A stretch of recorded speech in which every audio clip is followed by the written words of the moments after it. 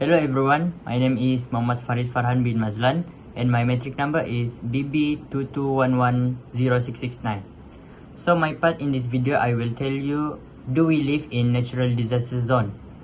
According to my part, yes, we are living in natural disaster zone.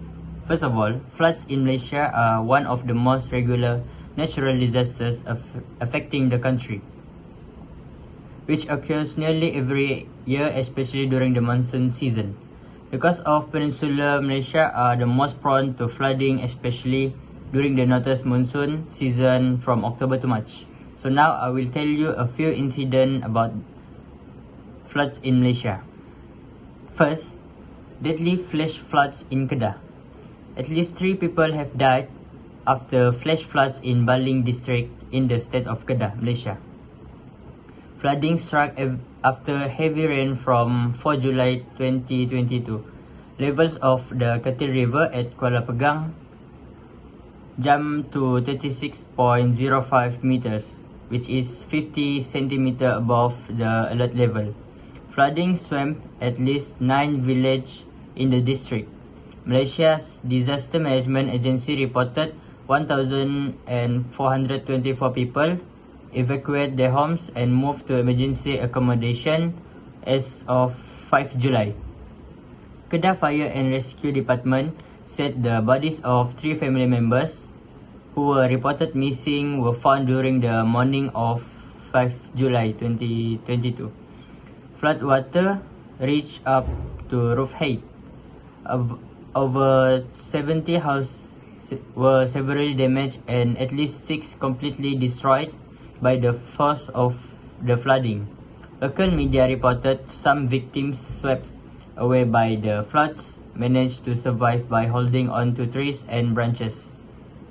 Bridges and roads were also destroyed. Second incident is 1,000 evacuate floods in Kelantan and Terengganu. Flooding has forced thousands of families to evacuate their homes in Malaysia after days of heavy rainfall. Flooding was also reported in several provinces of neighboring southern Thailand, where authorities says around 60,000 people have been affected. Flooding began in Peninsular Malaysia after heavy rainfall from 25 February 2022. The city of Kuala Terengganu in Terengganu recorded more than 400 millimeter of rain in 48 hours to 27 February 2022. As of 28 February, the country's Disaster Management Agency NADMA reported around 6,000 families, about 20,000 people, had evacuated their homes and moved to 224 evacuation centers across 15 districts in Kelantan and Terengganu state. A total of 8,075 people have evacuated their homes in Kelantan, where the district of Pasir Mas, 5,943 evacuated, is hardest hit. In Terengganu state, over 3,500 people were displaced in Hulu Terengganu district and 4,284 in Kemaman. In a statement of 27 February, Prime Minister Ismail Sabri Yaakob said, I received reports of several areas in Kelantan and Terengganu, especially in Hulu Terengganu, were hit by a severe flood. Malaysia Meteorological Department warned that severe weather, including heavy rain, strong winds and rough seas, was likely to continue to affect Peninsular Malaysia as well as parts of Borneo Island. Malaysia experienced some of the worst flooding in the country's history from December 2021 to January 2022. Around 50 people lost their lives and over 125,000 were forced from their homes. And that's all from me. Thank you. Hello everyone, my name is Ivan Bras Francis, metric card number BB22110025. So today I will explain to you all about what we should do in case emergency during flood. So I think we all already know that a flash flood is a flood that happens quickly. Flash flood are caused by a breaking a massive amount of rain falling in less than 6 hours or more than 6 hours.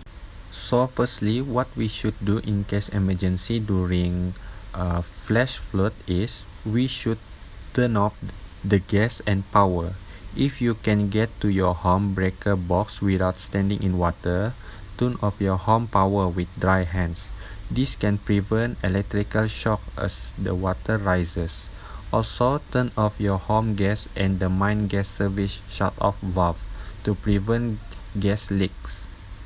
Next, what you should do in case emergency during flood is you should bring in outdoor objects such as furniture, children toys, trash cans, and so on that could be damaged during flood.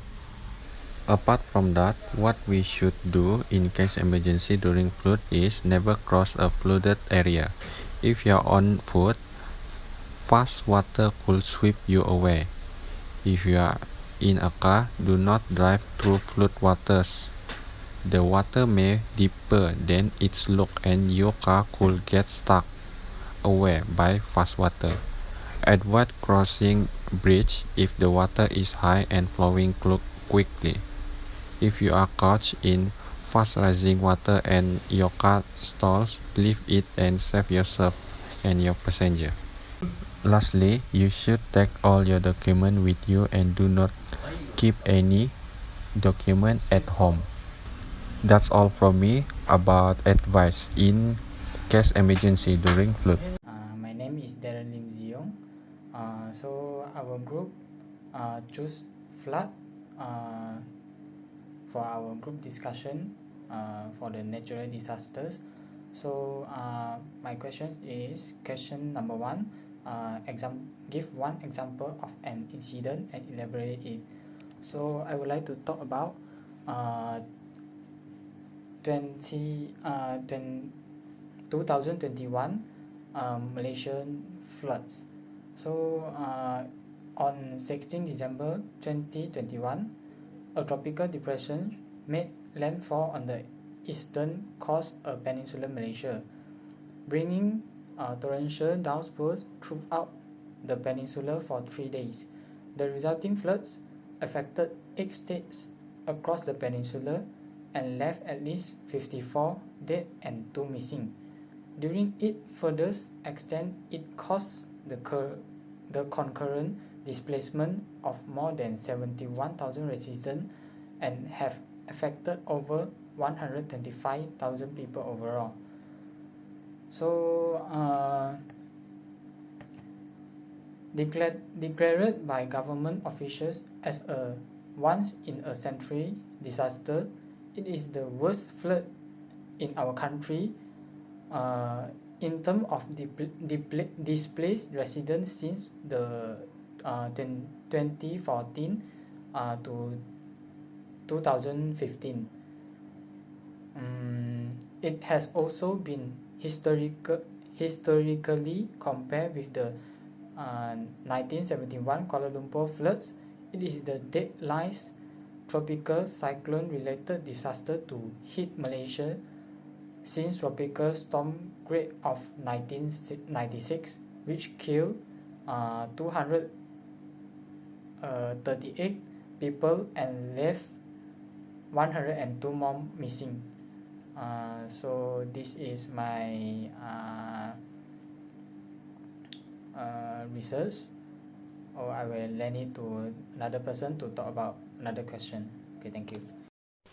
Good evening. Today I will explain about point number 4. So what happened to the area if struck by natural disaster? So my point is, number 1 is flood can damage good infrastructure. Without a doubt, rushing water is very powerful whether it's come from river overflow or dam break. Flood can destroy everything along the way. So they need the house, buildings, bridge, and damaged property. They can also inhibit fire leading to explosion. Very often, they also damage drain system, especially sewage network. So, example. So number two is flooding lead to economy loss. Such disruption obviously lead to dramatic economy loss. As flood destroy transportation and communication network, people cannot walk. They also wipe up agricultural land or transmit disease to farm animals. In 2019, two storms flooded Malawi, Mozambique, and Zimbabwe, destroying 780,000 hectares of agricultural land. Point number three, the area with loss of life and social disruption. When caught unaware, flood can kill thousands of millions of people at one go. This is especially real in Asia, where people are mostly farmers who live close to flood explain.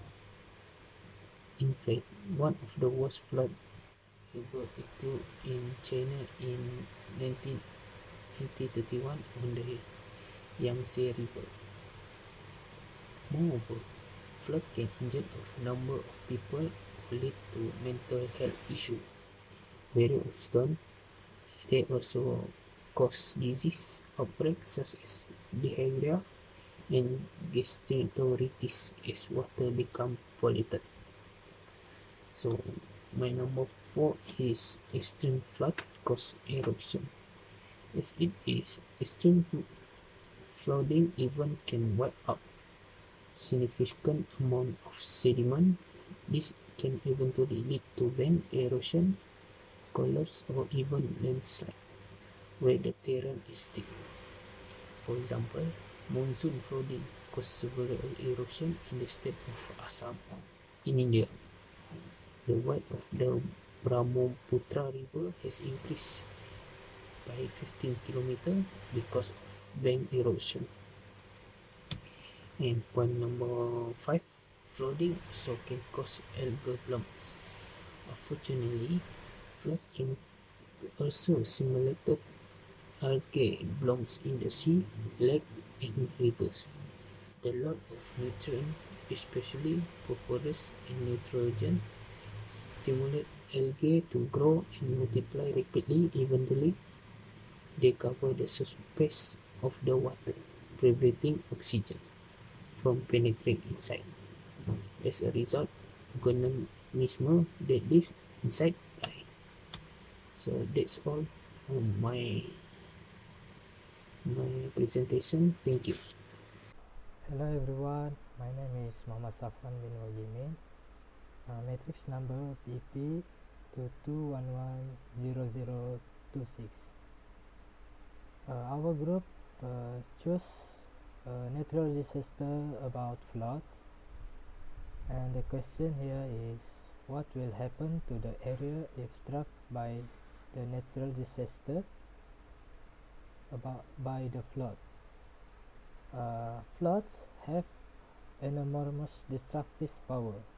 When a river overflows, its banks or the seas move inland, many structures are unable to withstand the force of the water.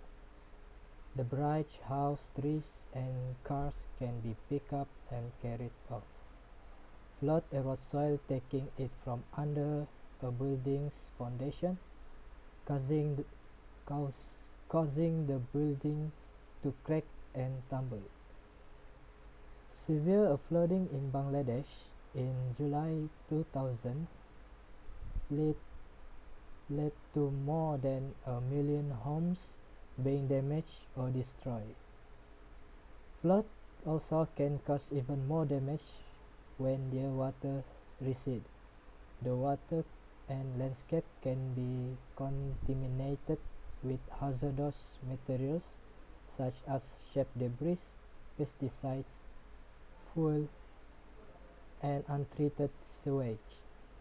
Potentially dangerous smoke can quickly overwhelm water-soaked structures. As flood water spreads, it carries disease. Flood victims can be left for weeks without clean water for drinking or hygiene. This can lead to outbreak of deadly disease like typhoid, malaria, hepatitis A, and cholera. This happened in 2000 as hundreds of people in Mozambique fled to refuge camps after the Limpopo River flooded their homes. They soon fell ill and die from cholera, which is spread unsanitary condition, and malaria spread by mosquitoes that thrive on the swollen riverbanks. In the United States, floods are responsible for an average of nearly 100 deaths every year and cost about $2 billion in damage. Also in China, the China Yellow River Valley has seen some of the world's worst floods in past 100 years. The 1931 Yellow River flood is one of the most devastating natural disasters ever recorded. Almost 1 million people drowned and even more were left homeless. Okay, that's all from me about what will happen to the area if struck by a natural disaster. Thank you. Assalamualaikum and good evening, guys. Today I want to talk about the impact of natural disaster. The natural disaster that I want to talk is flood. The consequences of floods both of negative and positive, very greatly depending on the location and extent of flooding and the vulnerability and value of the natural constructed environments they affect. The first point that I want to highlight is floods have large consequences for communities and individuals. Floods can also traumatize victims and their families for long periods of times. The loss of loved one has deep impact, especially on children. Displacement from one home's loss of property, also disruption to business, social affairs, can cause continuing stress. For some people, the psychological impact can be long-lasting. The second point is floods have significant consequences for the environment. Areas that have been highly modified by human activity tend to suffer more deleterious effects for flooding. Floods tend to further degrade already degraded system, removal vegetation in our around rivers, increase channel size, dams, lift bank and catchment, clearing all work to degrade the hill slopes, rivers and floodplains, and increase the erosion and transfer of both sediment and nutrition. And the last one, floods are the most expensive natural disaster. Damage to the public infrastructure effects are a far greater proportion of the population. Those whose homes and business are directly inundated by the flood. In particular, flood damage to roads, rail network and key transport hubs, such as shipping ports, can have significant impacts on regional and natural economics. Short-term downturns regional tourism are often experienced after a flooding event, while the impact on tourism, infrastructure and the time needed to return to full operating capacity may be minimal. Images of flood and affects areas often lead to cancellations and bookings bookings and significant education in tourist numbers. That's all from me. Thank you.